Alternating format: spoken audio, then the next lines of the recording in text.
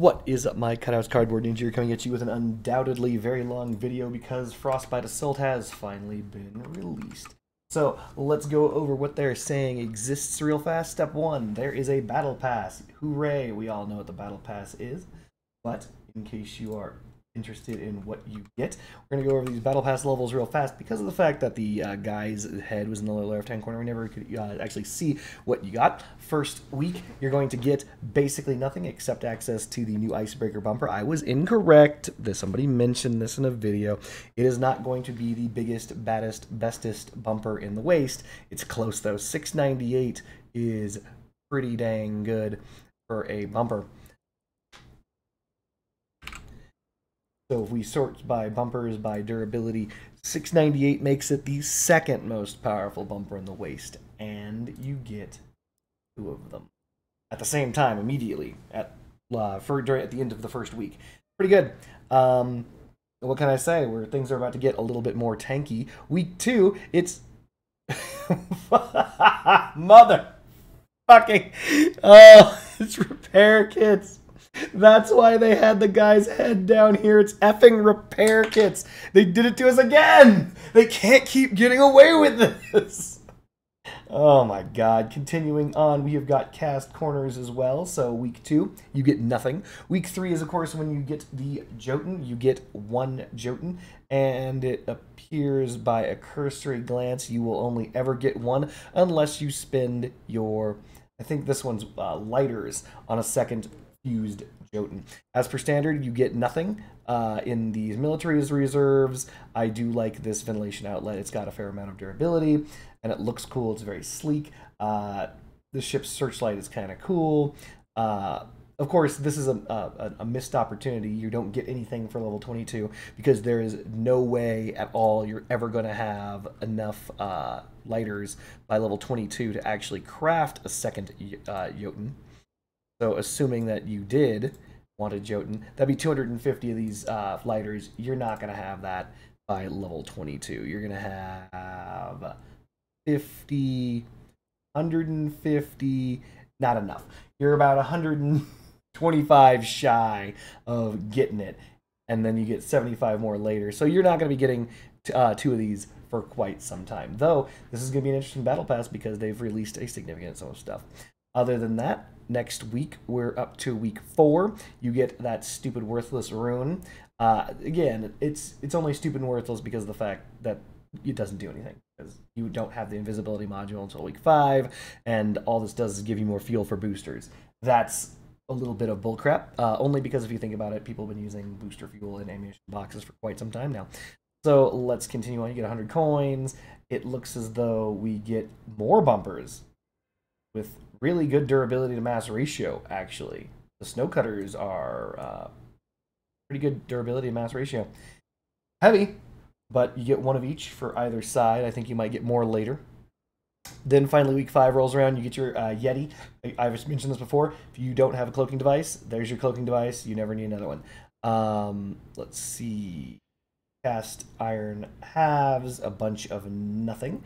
Though I think that this the glacier paint is actually cool looking. Yep. And then of course you get the blueprint to create the Yeti, which of course you will not be able to craft. Moving forward, actually no, this is the actual general blueprint for the Yeti, which is this, which means all you need to do is get your hands on uncraftable trombones, and you'll be fine. There you go. Get your hands on some uncraftable bones, and you'll be able to poop these out. Then the next week after that, which is week 6, you get access to the Narwhal. Narwhal is a pretty gnarly cannon, and actually, while we're here, I'm going to show off these parts. So, one of the things they didn't do appropriately was actually bother to test the Incinerator's abilities plus the Jotun's abilities. They just didn't. He said, oh, well, they just cancel out. It didn't look like they canceled out, so we're going to try something here. We are going to use only the damage ball and find out how much the Jotun does. Looks like it has... Is that 2 damage a tick? About 2 damage a tick, 26 damage on impact. Now, this isn't going to matter because I don't think the damage ball actually has damage resistance. And that's actually going to be a problem. So what we're going to actually have to do is we have to test this on the Leviathan. That's going to suck because it's going to be difficult to reproduce. But we're just going to try it. We'll just fire 3 times, find out what that looks like 3 times base. If we can get it to be normal, that'd be great. 78, 4,200.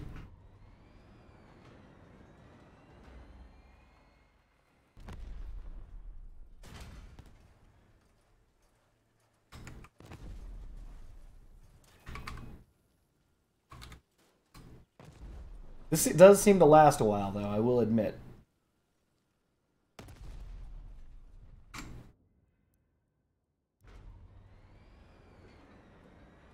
So this is going to be very difficult to test.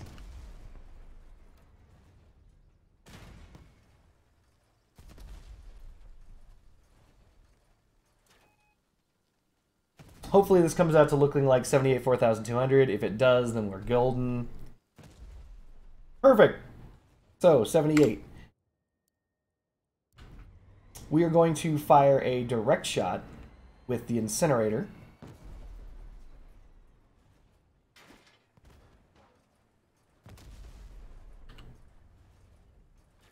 As you'll note, does significantly more damage. We're just going to go with 78 gold. 290 gold. Okay. So what we should expect is somewhere in the neighborhood of, if we fire at the same time, we should expect somewhere in the neighborhood of 360 or so. So we're going to fire the fire first. Ice second. See what happens.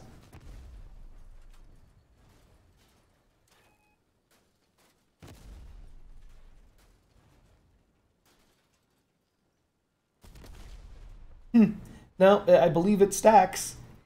As you can see, it was glowing fire. Leviathan was clearly glowing on fire. We got a little bit more than 360 damage. But that's also because the Jotun only does 2 damage per tick. So I do believe, let's see if cooling and then heating matters in that order. I do believe they both can be affected at the same time.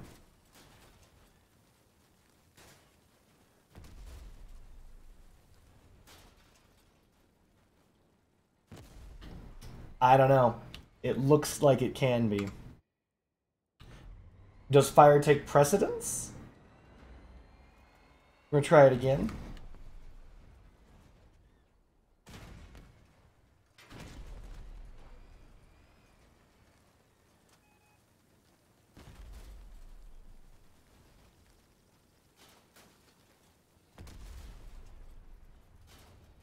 It's very possible that fire takes precedence, or maybe it's the second shot that takes precedence. So we're going to start this time with fire and then use ice immediately afterwards. We're aiming towards the rear of the Leviathan for consistency. So if we're right, fire seems to take precedence over ice. Though the ice seems to have a bigger blast radius, like a much bigger blast radius.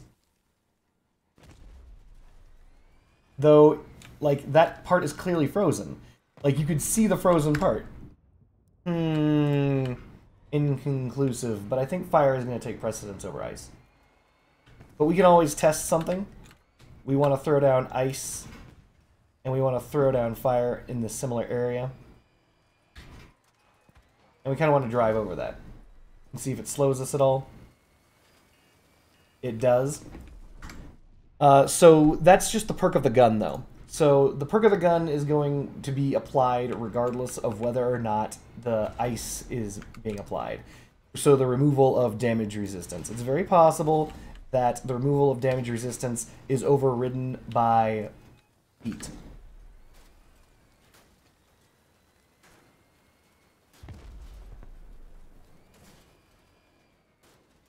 So maybe they were right. Maybe they didn't get it wrong.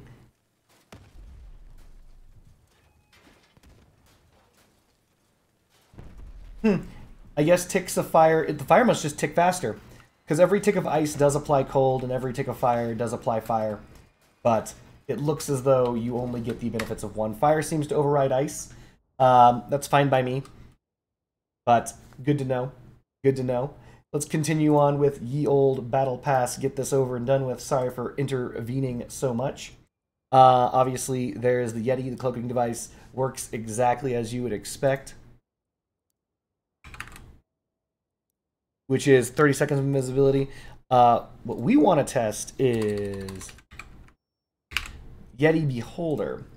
But we have to take damage. That's okay. We'll figure something out.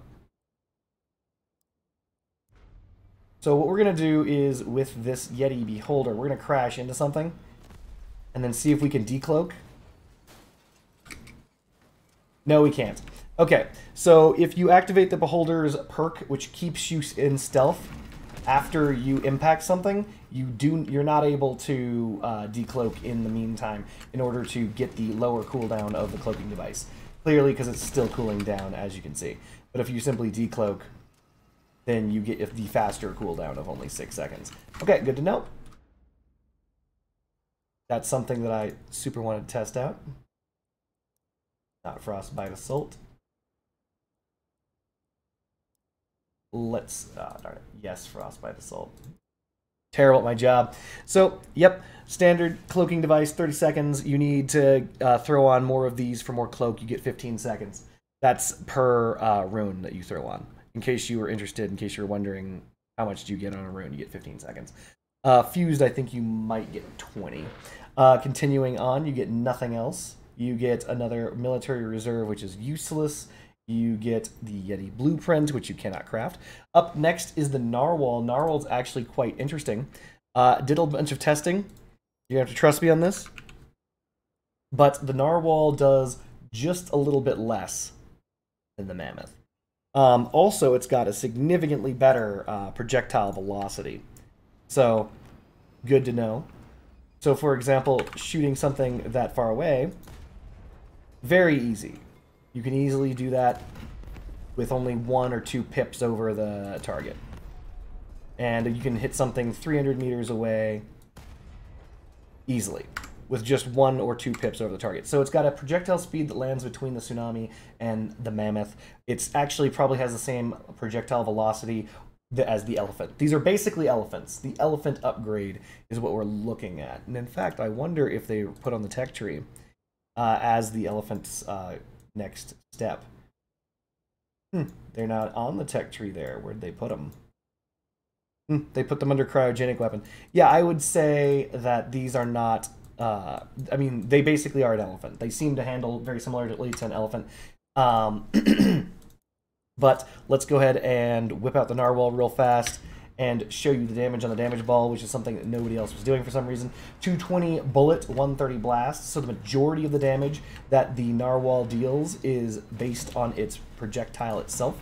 900, 390 when in 3 shots, which is a total of like 1,290 damage. The exact same shots from a Mammoth is 1,380 in 3 shots. So the damage is technically better on the Mammoth. But what's interesting is, remember, as you freeze them, as they have more cold stacks, the Narwhal does more damage. So the first shot will do the least. It's basically like the Mastodon in that respect. Whereas you keep firing, your damage will increase because the parts are more frozen, but then your damage will also increase because of the fact that you're making them brittle, right? You're removing whatever blast damage resistance or cryogenic damage resistance that they have. So it's a penetrative weapon, though. That's the thing. It's not as blasty as Mammoths are, but it's basically closer to Tsunamis than it is anything else. So, looks like a good cannon, to be honest. And while we're here, actually, we're going to take a look at the Whaler Cabin. So, Whaler Cabin's really interesting. It gets, with the Narwhal doesn't seem to have very much impulse. You have to fire 3 different volleys of 2 in order to get this thing charged. Once charged, however, you activate it and you do more damage. Hooray, right? It gives 25% more damage, 25% projectile velocity. It basically makes narwhals shoot flat. But what's really interesting is for the whaler,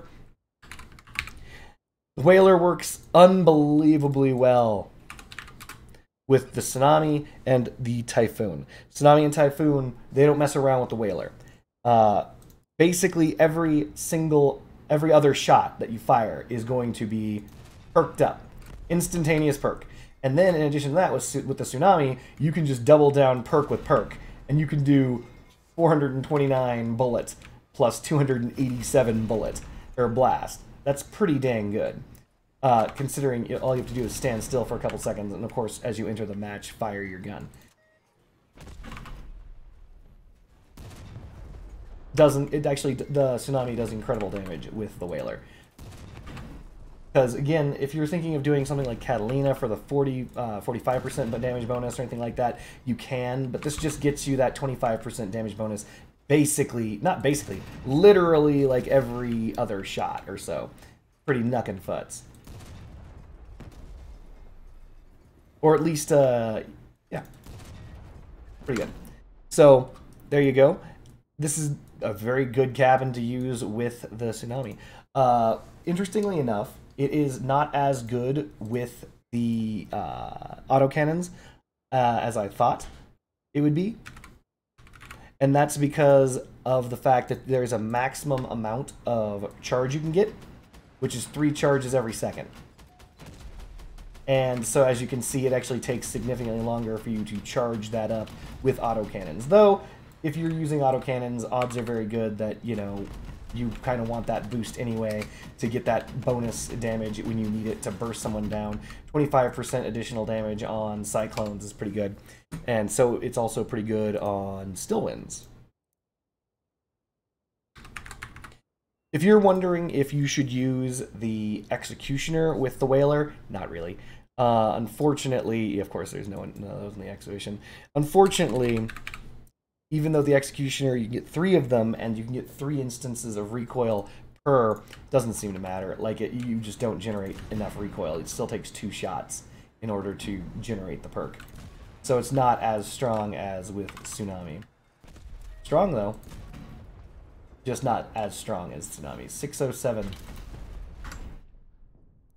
So, good stuff. Let's get back to that battle pass, because we don't have all day. Yeah, so Narwhal. I think that's week 6. You can, of course, not craft the Narwhals, and you can also not craft the Narwhals because you're not going to have enough lighters at this point. So you get basically, again, nothing. Oh, wait, is this another bumper? No, just another cast side part. Continuing forward. The Scatty. So the Scatty is an interesting gun. As mentioned before, the Scatty does not do what you'd expect because of the fact that it's got incredible range, though its damage is lackluster. I tested this. So as you can see, the shots go far off into the distance, right? You can shoot things at a much further distance than any flamethrower. It's, of course, hard to arc your shots down into whatever you're aiming at if it's over an appreciable distance, but the fact that you have that distance is still better than nothing. It looks like it does a fair amount of damage, but I tested it. This actually does less damage than a Remedy. So we'll charge it up. We're not going to use this because that has the Catalina cabin. We just want pure Scatty damage. There we go. And we're going to do this against the damage ball. Remember, the Scatty does, however, strip your opponent's resistances because it's cryogenic damage. And its perk reduces the damage they deal by up to like 25%. Unfortunately, one of these guns is not aimed right because people can't make builds in the exhibition. Well, that's not on me. Not on me, chat. There we go. And so we'll just show you the damage over 10 seconds on the damage ball. This thing has an incredible rate of fire. And as you can see, the number shoots up really, really quickly. But the damage total is 3,261, right? So, compare it against a Remedy.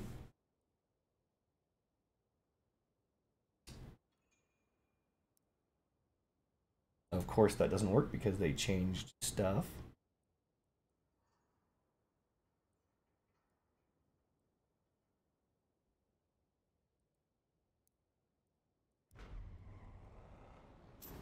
So right now, remember the number 3,261, and we're going to see if base remedies can beat that. Remember, remedies are the weakest of the flame weapons.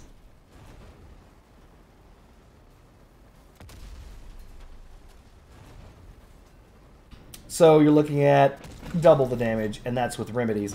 Mind you, remedies did get a buff this patch of 10% damage. So remember that. So the Scatty is going to be interesting because you do get distance, you do get range, but other than that, it's not incredibly powerful. Hold on, let me check something. Actually, wrong place.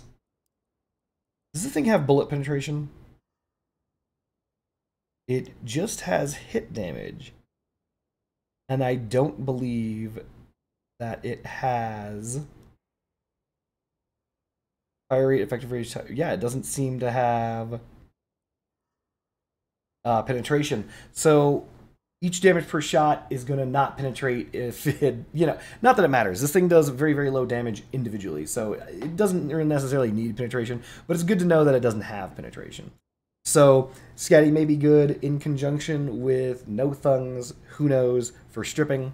But as far as weapons go, it's interesting. It's got projectile drop. It's kind of like a flamethrower, but in no way like a flamethrower. A lot better range. You get more bumpers. Another humanitarian aid crate, so nothing.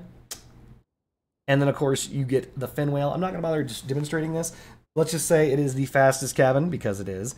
Previous fastest cabin was the Oppressor at 22% base, fused 24%.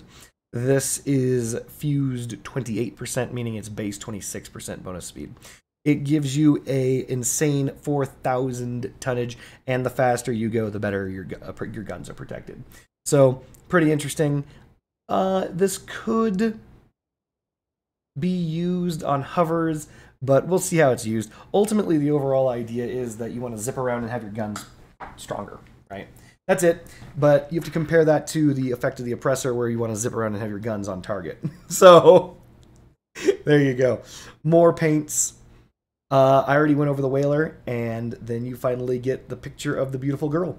And then after that, you just get a whole bunch of bonuses. All right. Continuing on. Obviously, there's the Jotun, Rune, etc., etc., etc. The structural parts, which we went over. Oh, we didn't go over this one. I mentioned this in the other video. Long story short, this part over here is armored. This part over here is not. This part over here has 85% bullet damage resistance, and this, of course, can instantly be stripped. Its durability that it adds to your build is 96 or so, but what's interesting is that it itself only has like 40-something durability on it, so you can easily strip it and remove that 90 additional hit points. Obviously, you've got your new raid mode. People will be playing that at first until the raid goes away for bonus resources. The new maps have been made so that you can fly in them, which is always good. Continuing on, they improved Bedlam. Neat. Movement parts. They nerfed hovers again. Not hovers, they nerfed legs again. So the idea being that there's now a new group called the Highest. Because low, medium, high, lowest, they're like not nearly enough. No, fuck that, they said. No. We've got now the highest movement part, which includes only legs, I think. Yep, only legs. And so if you combine legs and hovers, well, hovers now hover lower, first of all. And second of all, if they don't hover low enough, then you don't get any bonuses. So let's go ahead and see what that looks like in game. I think I have like one build that uses that offhand. Hopefully I still have it. If I don't, then here we go. Yep. Once again, screwed. As you can see, those hovers are not low enough for whatever reason to provide any benefits. So this must be overweight. Yep. It is simply overweight. So there you go. You have to somehow get lower than that. They don't like legs being combined with anything, and so now you can no longer combine legs with anything. Well done. Changes in controls to tracks, rolling base movement parts, and augers. So they add the ability to switch rotation. They reduced friction, so that allows for you to actually do stuff with tracks. You can now be pushed around like a little bitch, but there's a reason why that is. They've increased the speed of rotation on the spot, which means if you stop your vehicle entirely, you can rotate a lot faster, and improve suspension. Now traveling in these cars should look more natural. Here's the thing: these tracks are great. They're a lot better. So let's take a look at. Actually, no, that worked just fine. Hold on. We're gonna look at. I believe these are armored tracks. Nope, these are these are Hyperborean tracks. So as you'll note, handles more or less as it did before. You press left, you turn left, you press right, you turn right. But if you let go of front and you turn, you power slide. Doesn't seem like much, but it's a huge difference. Also, when you press space to turn on the handbrake, you can now take corners immediately.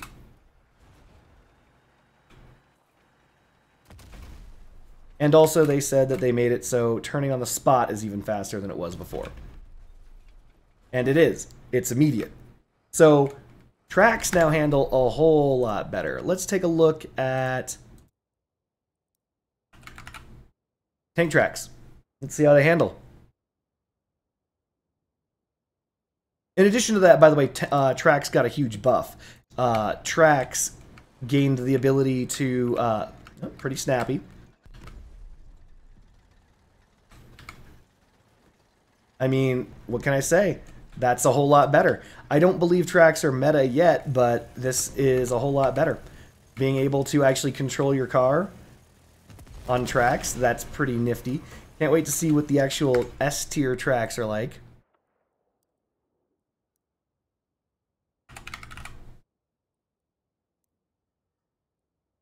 So as we all know, small tracks were the best track before because of the speed. Let's see what they are like now. Let's do that on a light cabin. I don't know, Griffin. Sure, whatever.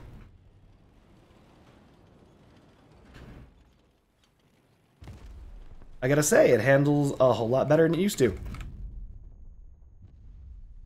Basically, you can just let off the gas at any point in time. And then, like, redirect... Oh, your front? Holy crap. That's actually real nice. That's real nice. Woo! Okay. Let's try small track combined with... what's a good one?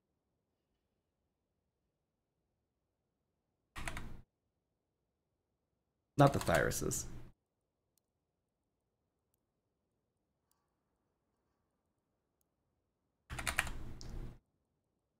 The Kami.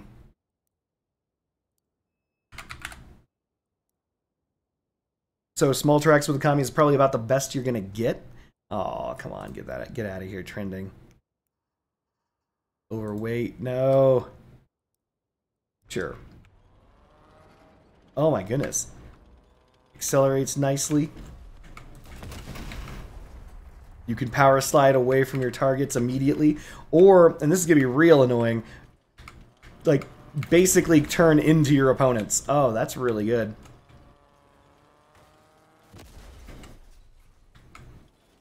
If my gun was reloaded, that would have been amazing. Yeah, these feel good. These feel good. So, good news, I have to update my movement tier list because small tracks just moved right on up. Of course, what do you want to bet? Hold on. What do you want to bet? The Golden Eagle is now costing a ton of money. It's fluctuating. It's fluctuating. Continuing on.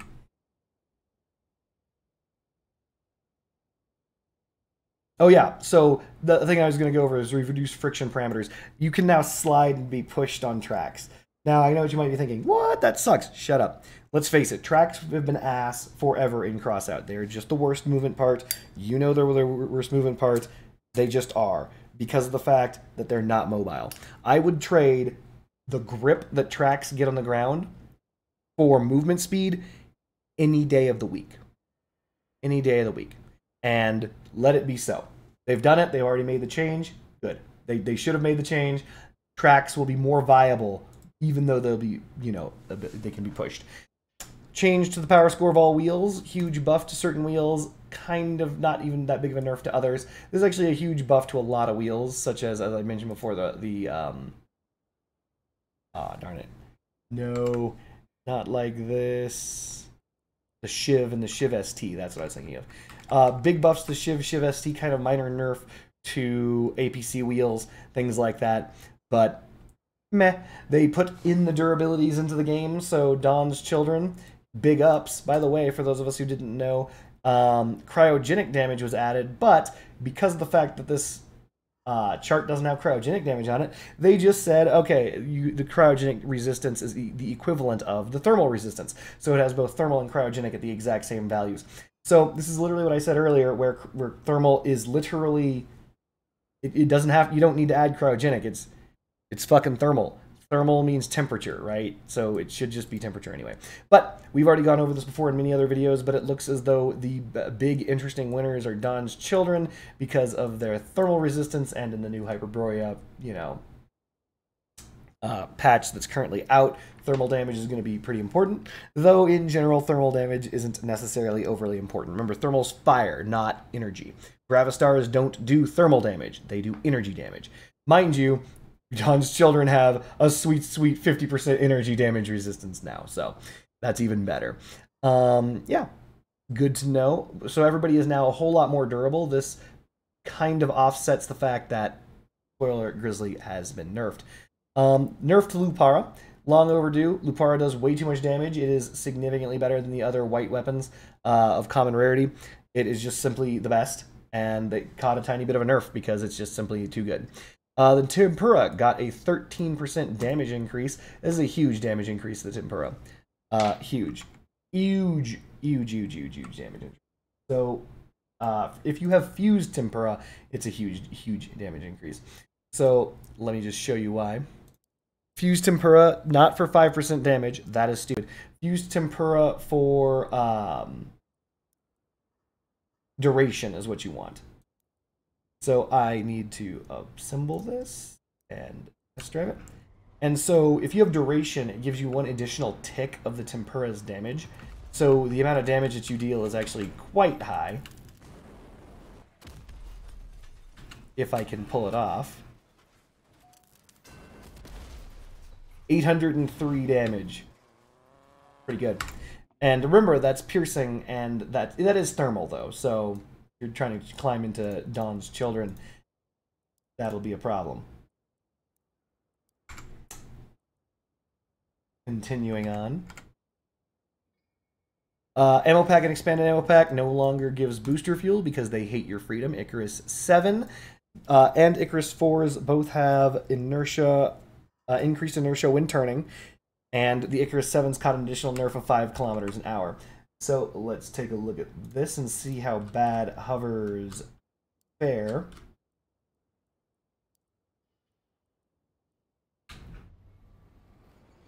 Oh, yeah. They fare terribly. That's very bad. So right now I have baby steering on. Baby steering meaning it goes where the camera goes. So the second I turn, it should be turning. By the way, you might be wondering, oh wow, those are really dog shit. Yeah, hold on. These are fused Icarus 7s. Holy shit. So these are fused for acceleration efficiency, by the way. Cannot wait to see how bad hovers are without acceleration efficiency. Ugh. Terrible. Handles like total dog shit. Dookie dog shit. Did they kill hovers? Did they try? Hold on. Let's find out. See what the market thinks. Not really. Maybe. Maybe. But yeah, no, hovers handle like muggy dog shit. So Good news to everyone who plays the video game, I guess. Gritty legs, they reduce the speed from 70 to 65. They reduce surface grip, so it's easier to push. Increased inertia when turning, and durability reduced. This is because of the fact that Grittias are too Grittia good.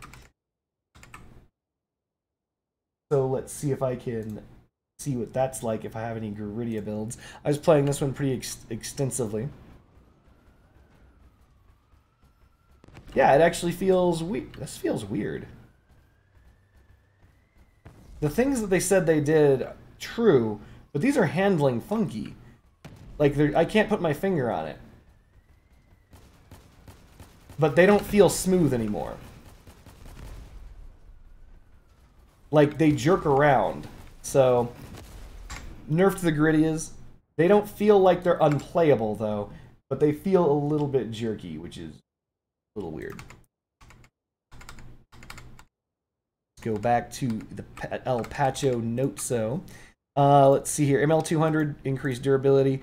Big Ram increased durability and gained explosive resistance because they're just dog shit compared to every other leg, which would be only the Grittia.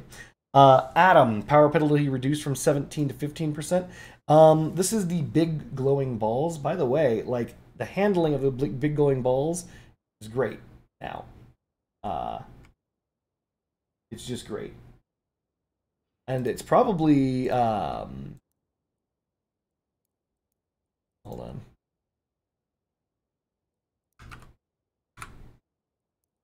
Honestly, we might see a shift in meta for CW and for higher power scores, not because it's good, but because of how bad they made hovers and how these handle. Like, remember what I was showing you earlier about how hovers don't turn? You seeing this? See how much faster this turns than a hover? Ignore the guns for just a moment, but, like, this straight up turns much faster than hovers. So, yeah, no, much more snappy. Much more snappy. The only downside is you're not hovering off the ground, but as you can see, you can actually get your guns on target. So, we might see a change in the meta. Omni wheels may, I mean, they didn't really go anywhere. They're already pretty good, but they may actually take the cake now. Like, I always didn't like Omni wheels because they handled like crap, in my opinion. But they seem to be handling a whole lot smoother now. Oh my goodness. Oh. Well. That was weird. Apparently there is a chance that they'll oversteer if you're on automatic pilot, you know, noob mode. But other than that, no. These seem to handle a whole lot better. In my opinion. For me, personally. But they're also, you know, tighter. That's what he said. Continuing on. Bigfoot. Durability increased. Hooray. Mass increased. Boo. This is actually, I believe, less than what they said they were increasing it to, by the way. But that's fine. Omnis, which I mentioned before, they're increasing power score because it's going to be even more powerful. Small track, 5 kph, reduced power.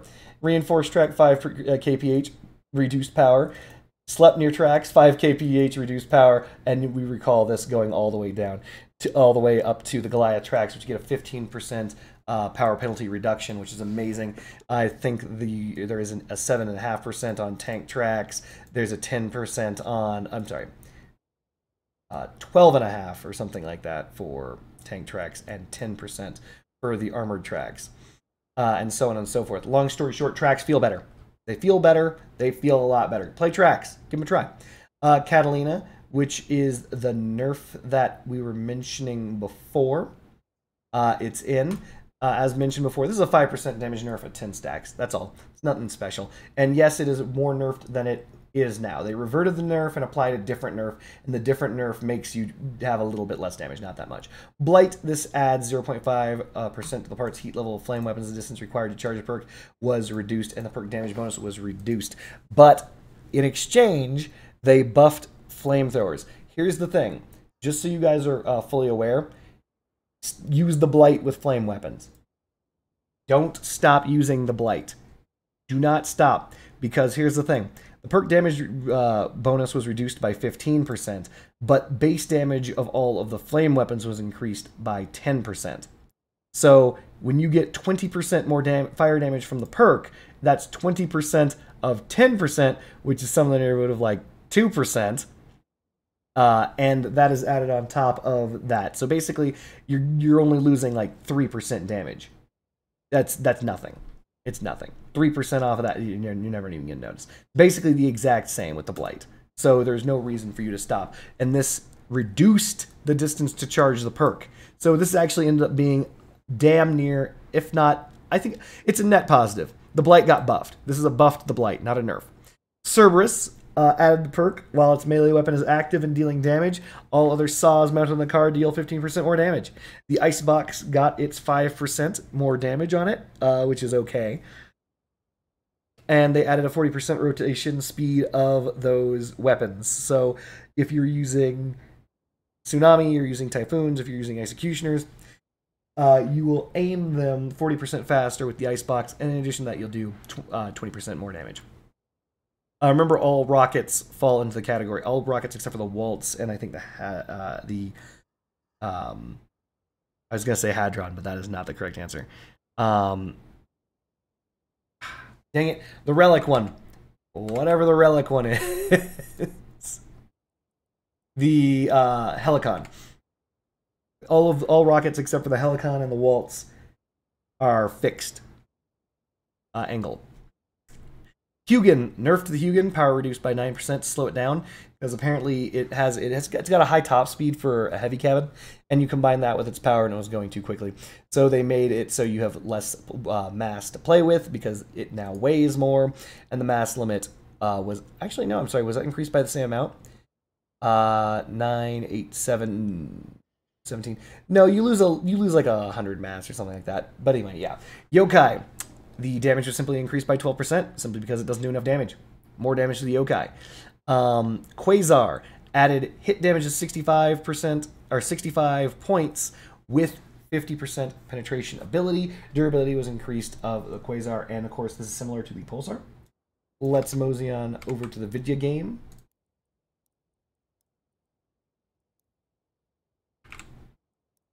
So we're looking at 130 damage if 2 Quasar hit, I believe. Yep, 130, 270. So what they said was they added the damage. What they meant was they took the damage from the explosive component. That's what that seems like to me. Yeah, pretty sure. So Quasar and Pulsar now, I believe.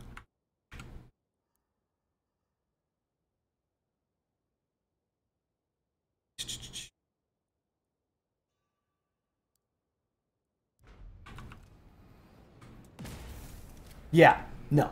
They stole it. They converted the damage over. They didn't that's unfortunate. They didn't just add bullet damage, which is what they said they were going to do. What they mean is they converted damage that the Quasar already had and the Pulsar already had into hit damage with penetration ability. So this is actually a nerf a little bit, but a buff at the same time. It allows the Quasar and the Pulsar to pass through damage pass-through parts instead of stopping on them like a wall.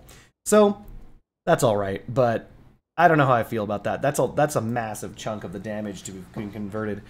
But whatever. Akari, the perk no longer damages not only the cabin, but also ignores weapons, modules, and movement parts. This is because of the fact that everyone was using Akari Punisher to just strip off the most powerful guns in the game, because it's just constant damage to the guns and there's nothing they can do about it. However, they doubled the damage that it deals. Mind you, remember, Dawn's Children's parts will take 50% of this. The durability of the part can be reduced down to 10% instead of 25%. So basically, it will destroy or damage every part on your vehicle that is structural, but it will not damage anything else. We saw what effect that had in the market. A lot of people sold a lot of their stuff, but in reality, this is still a Leviathan killer. So people should still hold on to an Akari to kill off the old Leviathans. Pyre, optimal distance reduced to 200 meters, so it's going to start doing less damage over greater distances. Remedy, As I mentioned, everybody got its 10% damage buff. Tormentor, actually, this is new. I didn't see this before in the beta patch notes. They're nerfing the Tormentor by 10%, simply because I think they're figuring out you can stack Tormentors. So your bonus damage to melee is going to be 70% instead of 80%. The FHT3 Flock, they nerfed the durability because you assholes wouldn't stop using it as armor.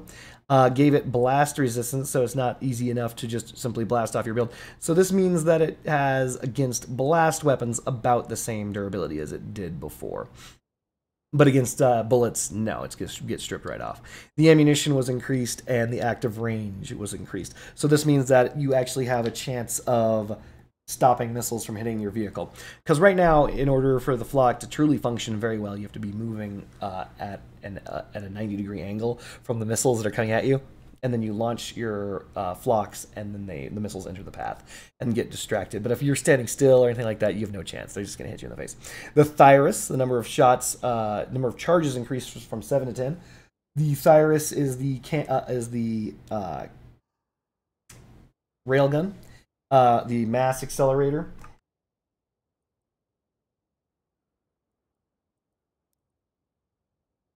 And they're simply giving it more shots.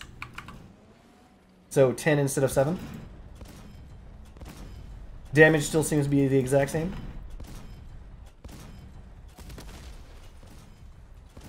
Excellent. So the only reason why I think they would do this is because of the fact that durability update is coming through. So that's going to make the Thyrus worse, simply because it's going to have to chew through more durability, but whatever. The AA gun for Starfall, 10% damage increase and even more durability.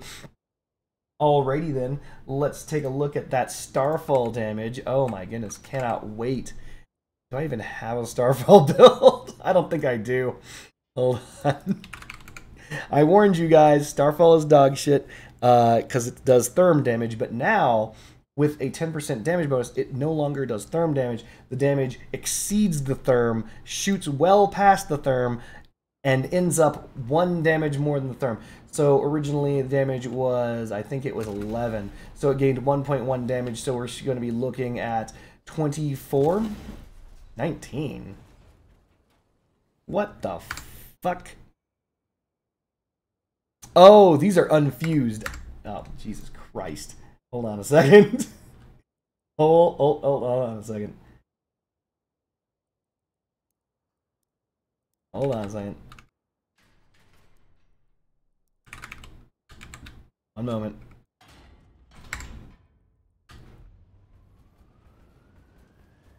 Let's try this again. 23, there we go. See? There you go. Yeah, Jesus Christ. Unfused, they do 19? Oh my god, these are terrible. Like, if you have unfused Starfalls, what are you doing? What are you even doing? The damage is so poor. But, yeah, no, now you've got your up to 23 damage, so with 2 of them. Back in the day, I think it was doing 21 or so. Excellent. Excellent super mega buff to the Starfall. Not enough. Starfall bad. Dove, huge buff. They reduced the energy by 1 because it's dog shit, which reduces the power score. They didn't reduce it in addition. There's a power score to energy drain ratio in the game. And for epics, that is 400 energy per 400 power score per energy. They increased the damage by 25%, which is a huge buff considering it fires 4 shots, because, you know, it is poop poop. Now the mines remain on surface for 30 seconds instead of 10 seconds, but no more than 4 mines can be acted from a single dove.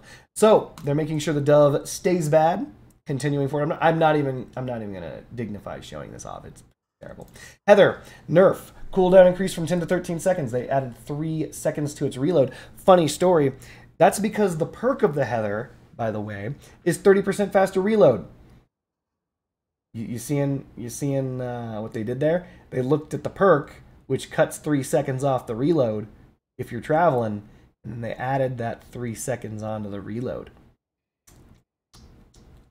And of course, because they're giving away fused Heathers with projectile velocity, they're nerfing projectile velocity for all Heathers. So if you didn't or have not yet received your projectile velocity fused Heathers, you now are firing it, your Heathers move 90% of the speed they did before. And if you have them fused, then they move I think it's 4% faster than base, something like that. What they used to be base. Huge nerf. Suck it. Mandrake, buff. It says reloading time reduced from 1 second to 0. They don't know what they're talking about. That's bad English. It's charge time. The time you hold down left mouse button for 0.3 seconds and you can fire. I tested it. In fact, you know what? Here now, why not? Mandrake still seems like what we in the business call dog shit. Though I think they changed the tracer effect. You guys will have to tell me, but it doesn't look to me as though the tracer effect of the Mandrake is there anymore. So I think they look like they're big old invisible damage now. See? Did you see tracers? I didn't see tracers. So back in the day, which would be pre-patch, Mandrakes left giant white tracers behind them so you could see them coming. You don't see them anymore. They're basically like invisible cannon shells that come down, which is actually a pretty huge buff if you think about it. Mind you, the accuracy of these things still is terrible. Even though I've one-hit every one of my targets, I actually have managed to miss on a stationary target recently when I was testing these a moment ago. There you go. That was nowhere near where I was firing and it landed everywhere. So Mandrake's still bad, but at least Mandrake's got a tiny buff. Teeny, tiny, buffy, wuffy. Continuing on. So they buffed the assembler. Charge time reduced from 2 to 1 second. Time to get a full charge down to 2 seconds from 3 seconds. And it looks like they didn't add a reload effect. So let's test that real fast.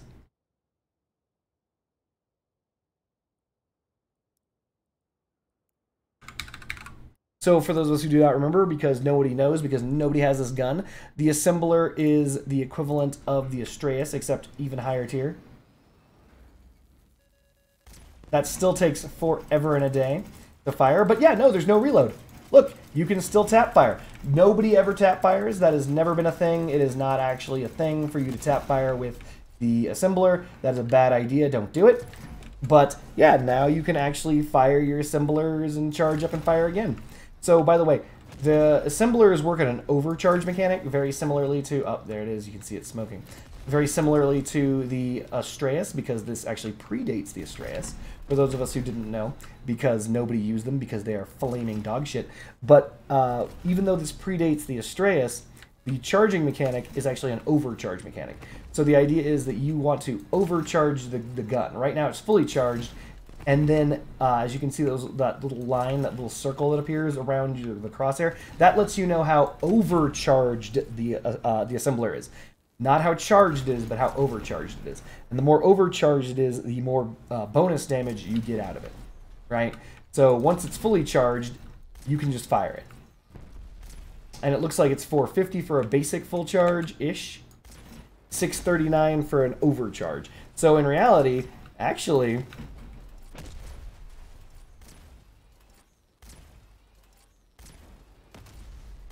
Huh.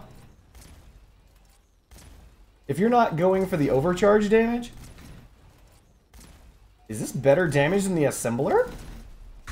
Hold on. Not the assembler, but the Astreus. That was effectively, what, 4K?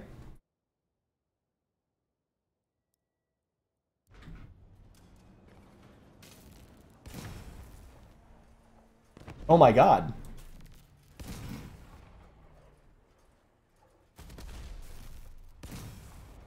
Yeah, no. The assembler does way more than the Astreus now, which it should have in the first place. It is epic, whereas this is only... sorry, it is legendary, while this is only epic. That's actually huge. This is a reloader too, right? Does it have the reloader? It does! This has a KA2 flywheel with efficiency and is a the reloading cabin for 15% faster reloads. Yeah, no. Holy crap. I mean, combining the nerfs to the Astreus with the buffs to the assembler actually chunks through people now. That's insane. 500 damage? It does the same damage. Fully charged, an overcharged Astreus shot now does the same damage as a base charge assembler shot, but the base charge assembler shot fires faster.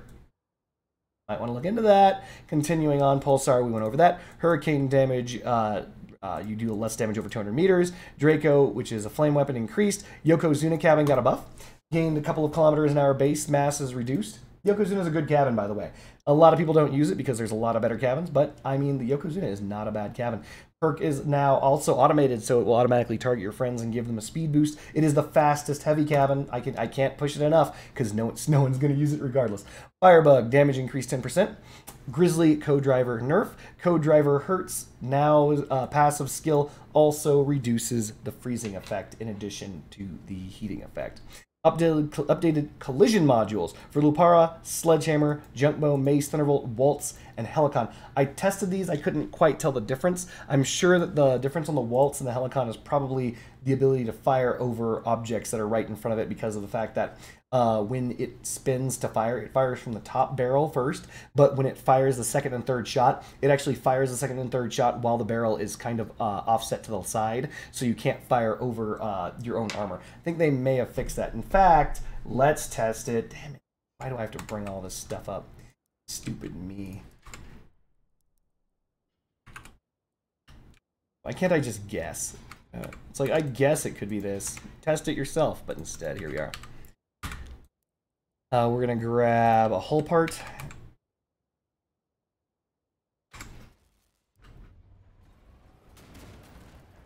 Looks like it's working. Yeah, I believe that's the thing. Holy crap. Yeah, I think they fixed it. Hold on. Let's get rid of the front. Just want to make sure that I'm not wrong. Get rid of that. Get rid of everything that blocks that barrel. Aim as low as possible. No, they didn't fix it. As you can see,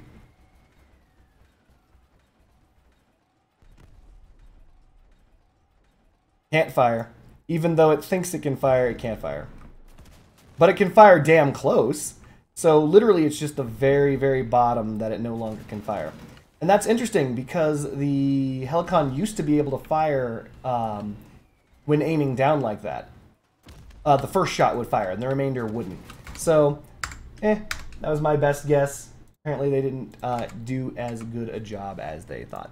Interface improved the display of images and resources, added the confirmation for a number of important actions, improved the color display of PvP, new music for the garage, etc.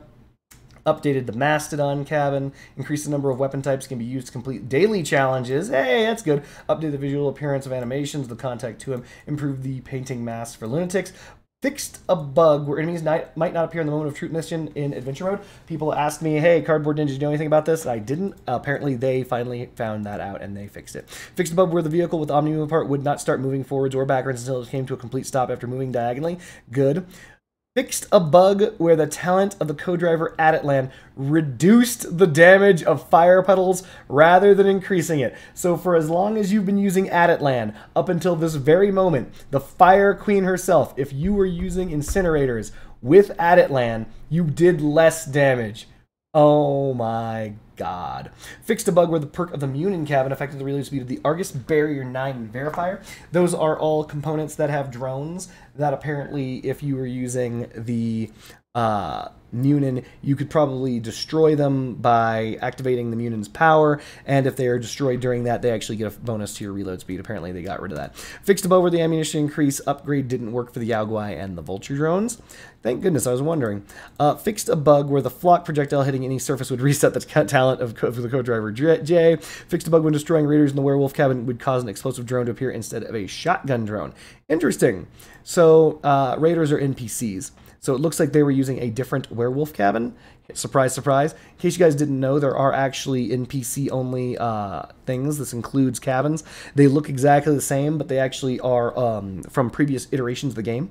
And what that means is, for example, we have RN seals. If we fuse an RN seal, it gets a whole bunch of buffs. There are actually RN seals that are fused in different ways that are named different things, but we can't get them as players. they're available to, obviously, devs because they can do whatever they want, but they're also built into the NPCs because they're the older version of fusions, and they're inferior, so you don't really want them, but they do exist. And an example of this is like the werewolf cabins. So they were using the older version of the werewolf cabin, even though they updated the werewolf cabin for everyone else. Fixed a bug where it's impossible to place a mark on the map using the quick command wheel. Thank you. Fixed a bug related to incorrect mirroring of incorrect mirroring models of wheels. Interesting.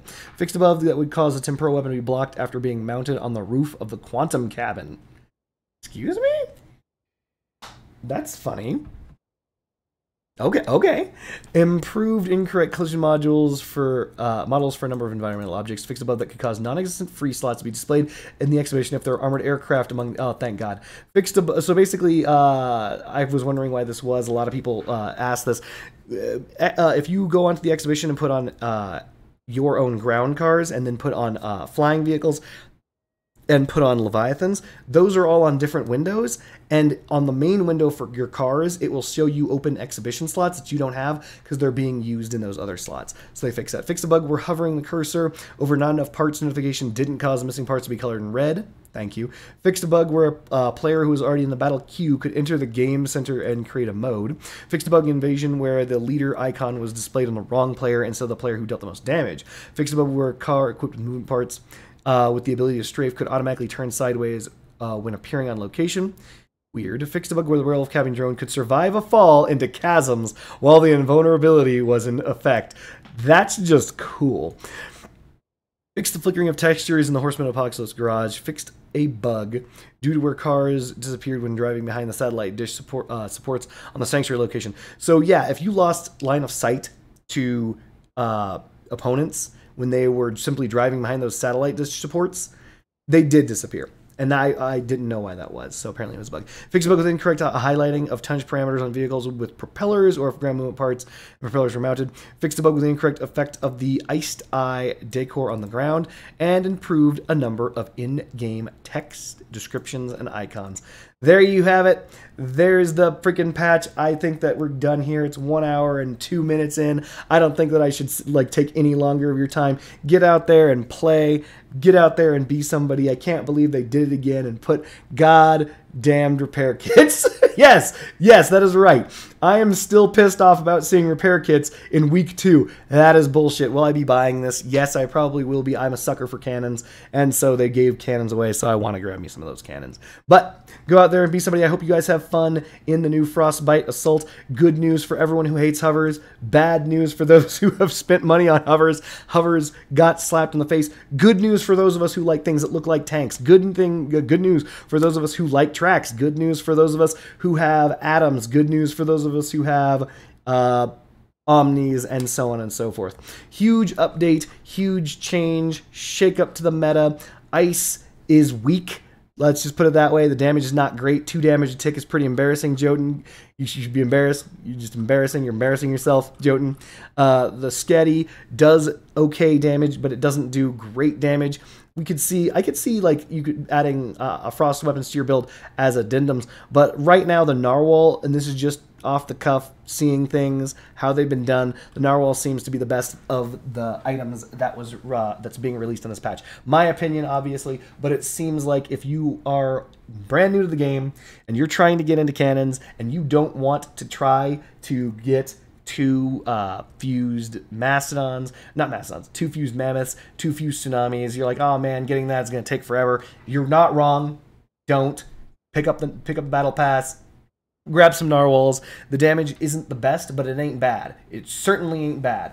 And the range, I'm sorry, not the range, the projectile velocity is pretty good, and it also combines moderately well with the Whaler. And let's assume you're in here and you've already rocked tsunamis, you're already rocking typhoons. The Whaler is your new best cabin. It's your new best friend. I see absolutely no reason not to use tsunamis with the Whaler.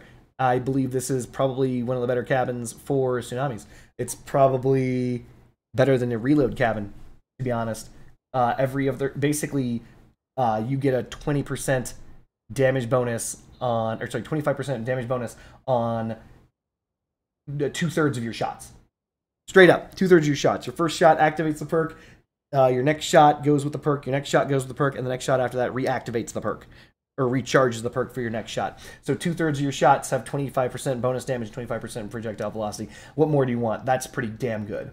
To be super honest, that's actually very, very meta. So there you have it. I gotta go because I said that I was leaving when it was only 1 hour and 2 minutes long. It's now 1 hour and 4 minutes long. I need to get out of here before it's 1 hour 5 minutes long. Likes, comments, subscribes, blah blah blah blah.